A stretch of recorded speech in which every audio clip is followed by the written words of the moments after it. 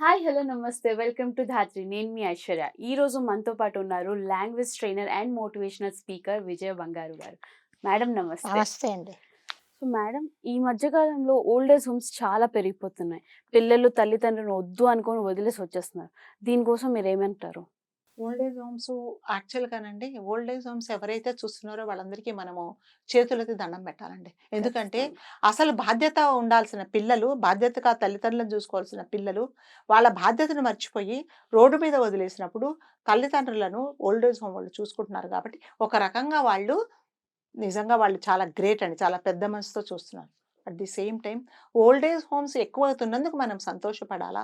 లేకపోతే ఈ తల్లిదండ్రులను పిల్లలు చూసుకోకుండా రోడ్డు మీద వదిలేస్తున్నందుకు మనం బాధపడాలా? అంటే ఆ ఓల్డ్ ఏజ్ హోమ్స్ అనేది ఒక షెల్టర్ ఉన్నది కాబట్టి ప్రతి ఒక్కళ్ళు వెళ్లి అక్కడ ఉంటున్నారు. అవే లేకపోతే వాళ్ళు రోడ్డు మీద ఉండాల్సిందే కదా! అంతే. సో, అందుకని చేస్తున్న ప్రతి ఒక్కరు నిజంగా చాలా గ్రేట్ పీపుల్ అండి. సో, ఖచ్చితంగా. తల్లిదండ్రులను పిల్లలు తల్లిదండ్రులను చూసుకోవాల్సిన బాధ్యత వాళ్ళదేనండి. వాళ్ళ ఆస్తిపాస్తులు తీసుకుంటారు. ఓకే. హ్మ్. వాళ్ళ దగ్గరున్న బంగారం తీసుకుంటారు.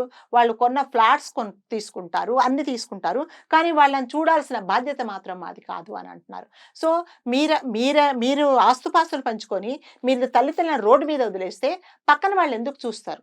హ్మ్. కదా! అది కూడా ఆలోచించాలి. అవును. అది ఏమీ ఆలోచించట్లేదండి. ఎంతసేపు మాకు అడ్డొస్తున్నారు, తల్లిదండ్రులు ఉండకూడదు అని అనుకుంటే, రేపొద్దున నీ పిల్లలు కూడా నిన్నట్లాగే ఓల్డ్ ఏజ్ హోమ్‌లో ఏస్తున్నారు. So, for this there is no like end అనమాట.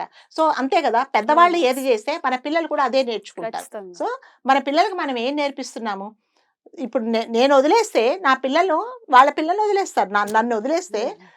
వాళ్ళ పిల్లలు వాళ్ళని వదిలేస్తారు. సో, హ్మ్. అది బాధ్యత అనేది తల్లిదండ్రులను చూసుకోవాల్సిన బాధ్యత కంపల్సరీగా పిల్లలదేనండి. నీ తల్లిదండ్రుల బాధ్యత ఎవ్వరూ తీసుకోరు. సరే పెద్దవాళ్ళైనప్పుడు చాదస్తం కొద్దీ ఏదో మాట్లాడతారు. సో, వాళ్ళని అంటారు గదా! పెద్దవాళ్ళు, చంటి పిల్లలు ఒకే సమానం సమానం అనమాట. సో, అంటారు. వాళ్ళు అవును. ఏం మాట్లాడతారో ఏమో ఒక్కొక్కసారి తెలీదు. ఇంకొకసారి ఏందంటే ఔట్ ఆఫ్ అఫెక్షన్ పిల్లల మీద ప్రేమతో వాళ్ళేదో మాట్లాడతారు. సో, అదన్నీ మీరు తప్పుగా అనుకోని వాళ్ళని వదిలేస్తే హ్మ్. వాళ్ళ తల్లిదండ్రులు చాలా బాధపడతారండి. మీరు అన్నం పెట్టకండి, మందులిప్పియకండి. కనీసం ప్రేమతో ఒక రోజు మాట్లాడండి. వాళ్ళకదే చాలా, చాలా, చాలా సంతోషంగా సంతోషం. ఉంటారనమాట. సో, నాకు తెలిసిన ఒక ఫ్యామిలీలో ఒకతను వాళ్ళ తల్లిని ఓల్డ్ ఏజ్ హోమ్‌లో దింపేస్తాడు. కానీ ఇది ఓల్డ్ ఏజ్ అని చెప్పకుండా మన తెలిసిన వాళ్ళ ఇల్లు, నువ్వు ఇక్కడే ఉండు, నేను నెక్స్ట్ మంత్ వచ్చి తీసుకెళ్తానని వదిలేస్తాడండి. వదిలేసిన తర్వాత 3 సంవత్సరాల వరకు కాదు కానీ ఇప్పటిదాకా అతను చూడలేదు.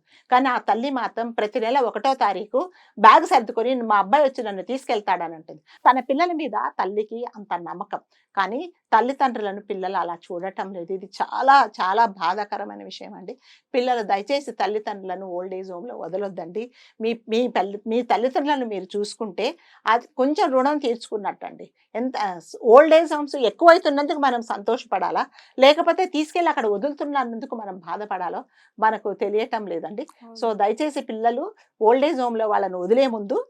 ఒకసారి మీరు ఆలోచించుకోండి. సో, ఒక తల్లి అలాగే చెప్పిందంట. ఒక తల్లిని వాళ్ళ అబ్బాయి తీసుకెళ్ళి ఓల్డ్ ఏజ్ హోమ్‌లో వదిలేసాడు. వదిలేస్తే వాళ్ళకి చెప్పాడట, "నాకు ఈమెకేం సంబంధం లేదు. ఆమె చనిపోతే గూడా నాకు చెప్పొద్దండి" అని చెప్పాడు ఓల్డ్ ఏజ్ హోమ్‌లో.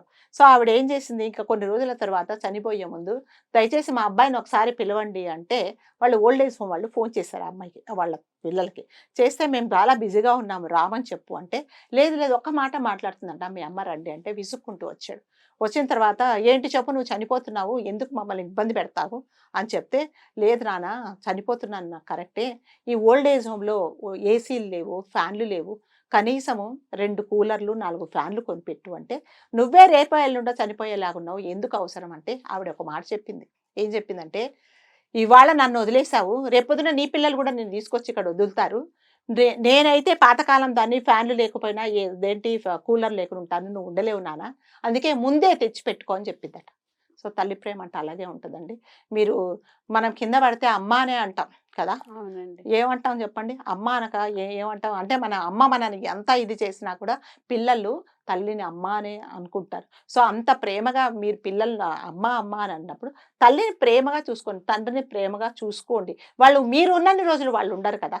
తల్లిదండ్రులు పిల్లలు ఉన్నన్ని రోజులు 99.9% ఉండరండి. హ్మ్. సో, అలాంటప్పుడు దయచేసి పిల్లలకు చెప్పేది ఒకటే, సరే మీరు బిజీగా ఉండొచ్చు. మీ పనులతో మీరు బిజీగా ఉండొచ్చు. మిమ్మల్ని వాళ్ళు డిస్టర్బ్ చేస్తూ ఉండొచ్చు. హ్మ్. అయినా కూడా నా తల్లి, తండ్రి అనేసి హ్మ్. మీరు వాళ్ళను ఆదరించండి గానీ, దయచేసి ఓల్డ్ ఏజ్ హోమ్‌లో మాత్రం దింపకండి. చేయకండి. బేసిక్‌గా ఓల్డ్ ఏజ్ హోమ్స్ ఇంత పెరుగుతున్నాయని ఆనందపడాలో, లేదా పేరెంట్స్‌ని అలా వదులుతున్నారని బాధపడాలో అని చాలా ఒక రియాలిటీ పాయింట్ మాకు డెలివర్ చేశారు. Thank you so much. Thank you.